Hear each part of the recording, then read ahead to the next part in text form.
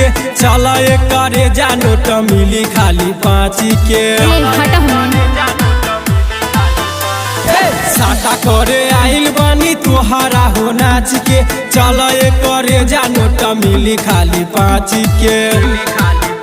लगे आब है धल तू हाथ में ना ये दादा ना जाए बसंजी के बारात में पिस्तौल सटा के नचावे में सरात में। ना ये दादा ना जाए बसंजी के बारात में पिस्तौल सटा के नचावे में सरात में। अरे वो बहुत खतरनाक बाड़ा सन।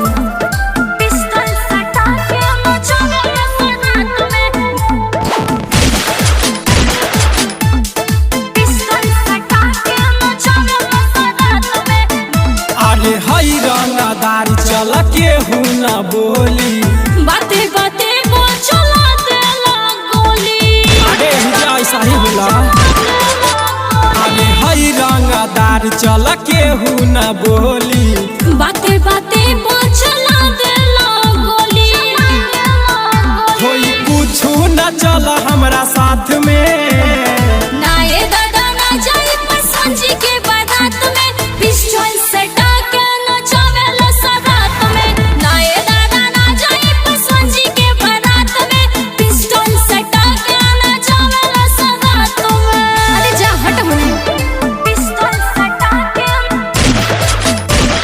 पिस्तौल सटा के नचावेला सरात में। 20 साल विकास पलट दिहे पासा ना ये दादा नइखे के हुओ पासा। काहे हो? दादा नइखे के हुओ पासा। सुनील रमेश पलट दिहे पासा ना ये दादा नइखे के हुओ पासा।